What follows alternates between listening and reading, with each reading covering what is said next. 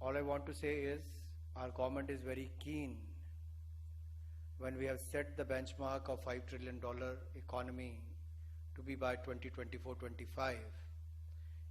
The role of every industry is important, and I'm pleased to be here on your annual survey for the 2018-19 for the direct selling industry to be released today. I understand that the direct selling has been growing at a steady pace, and the industry is providing an opportunity to millions of Indians who wish to embark on their entrepreneurial journey. The direct selling industry contributes to India's growth and also creates jobs across the nation. It is commendable that this industry engages around 6 million people involved as either distributors or direct sellers, and I have been told that this number could grow to 20 million by 2024, by 2025. The fact that around 25% of the direct sellers are from the age group of 18 to 45 years is a testament that this industry has been given self-employment opportunity to our young generation. While in one of the slides which showcase the number of women being involved in this industry, if I look at the stage, here is 25% representation on the dais. But actually if you look at the direct selling industry, the woman has outnumbered the men. They are 75% and the men are just 25%. So it is heartening to hear that in this unique industry segment, the number of women sellers have increased from 2.7 million in the year 2016 and 17 to 2.85 million in the year 2018-19, which indicates that over 200 women have joined the industry every day during the past 2 years. This is a commendable achievement, and it aligns with our government's vision of encouraging and facilitating the role of women in India's growth story. An increasingly high number of women homemakers are joining this direct selling business, as this business gives them an opportunity to supplement their family income whilst ensuring there's the flexibility needed with their work. And I'm sure the target what you have set for yourself and for the industry to be among the top 10 players in the world is going to ensure a large number of women and young entrepreneurs and direct sellers to be engaged in the coming years. The direct selling industry can tie up with various schemes of the government like Startup India, Stand Up India, Skill India. The young people joining the direct selling industry can probably become future entrepreneurs and job creators with the help of various schemes of the government.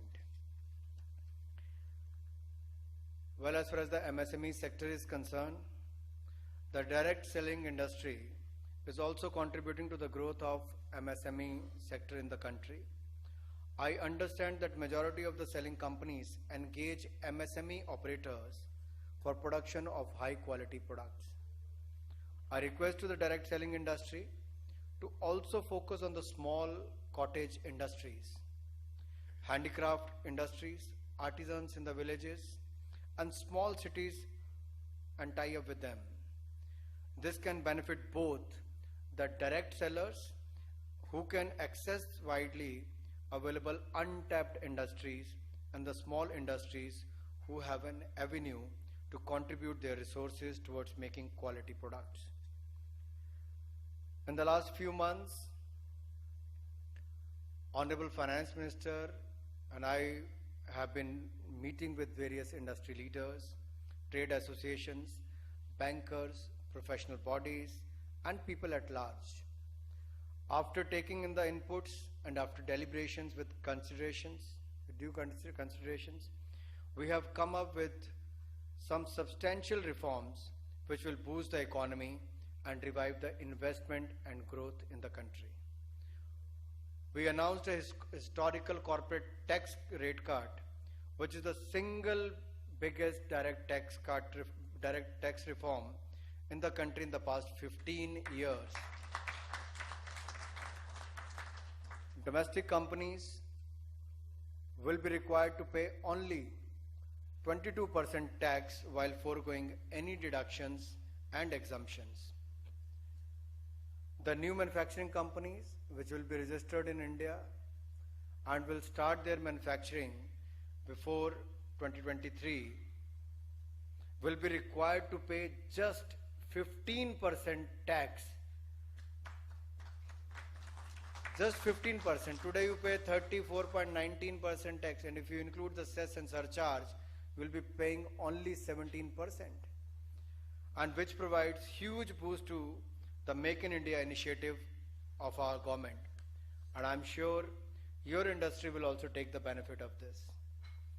These rates are one of the most competitive rates in the world, and we will attract fresh investment in manufacturing, which will catapult our country into a $5 trillion economy. Have you set a target for your industry? What will be your contribution to the $5 trillion economy mark? The corporate tax rate cuts will have a twofold benefit. One, they will be required to pay a reduced corporate tax, and two, they will not be anymore required to claim exemptions and deduction, which merely increases compliances and complexities. To reduce the compliance of our taxpayers, we are introducing a faceless assessment scheme from the auspicious day of Vijayadashmi this year. So, as far as the input from the industry came about the notices, about the income tax department or the GST or other issues, we have taken that seriously. We've been interacting with the income tax officers, GST officers and the custom officials across the country. We have been traveling to across the country and telling all the officials, you should not have the approach of suspect all. They are the wealth creators of the country. We should have the approach of respect all. Till the time we don't have enough evidence for any suspicion or to have any survey,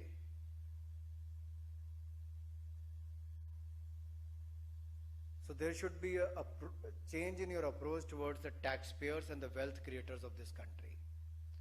My government, my Prime Minister, has said it on the floor of the House that we must respect the wealth creators of this country, and I can assure you we are taking every step in that direction so that you should feel free to multiply your business in this country, and we should achieve together the $5 trillion mark by the year 2025.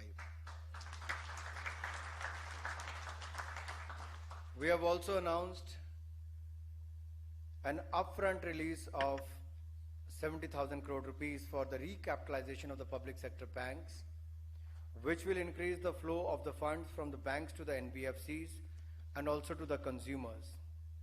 And not only releasing the funds to the banks and which will further give it to the NBFCs, we are making sure that this coming festival season in the month of October, we will having 400 programs on the grassroots level in various districts of the country, where the banks will pass on the benefits to the NBFCs and to the entrepreneurs, industrialists and to the consumers, and we will make sure the union ministers and various senior officials and the MPs will be present during those programs, so the money which goes through the government to the bank should reach out to the last man.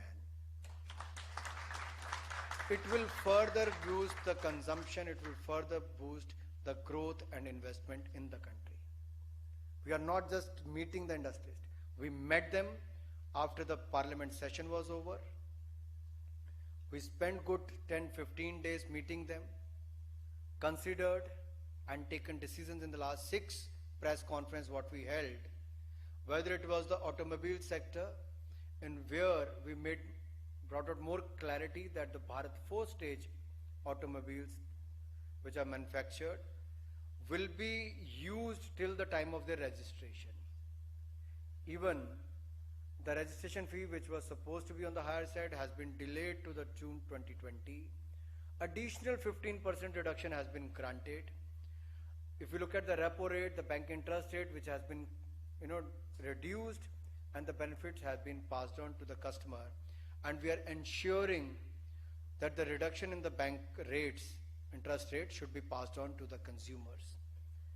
At the same time, various other industries, we have taken other steps towards the MSME sector also. To boost the liquidity among the MSME sector, we have announced the release of pending GST refunds should be released in 30 days, the pending ones, and in future it will be released in 60 days time, not more than 60 days. So we have also announced measure to boost the housing sector by announcing a special window with a fund size of rupees 20,000 crores to provide the last mile funding for non-NPA and non-NCLT projects. Thus, this will help in the construction of unfinished units. This move will benefit 3.5 lakh home buyers who already have been supported by the government by classifying them as the financial creditors in the amended Insolvency and Bankruptcy Code. I earnestly hope that the steps and measures taken by the government and the industry will respond with equal enthusiasm with bringing in more investment, which will help achieve the PM's vision of $5 trillion economy. I wish good luck to your industry, to the Indian Direct Sellers Association and their members. I'm sure you're going to work hard, do well. Mr. Pandey has said that while he was in position, he took many steps to bring in more clarity as far as your sector is concerned. In the recent parliament session, we have passed many laws from triple talaq to the abrogation of 370 to 35A, which most of you believe may not happen in your lifetime, but this decisive government has done so.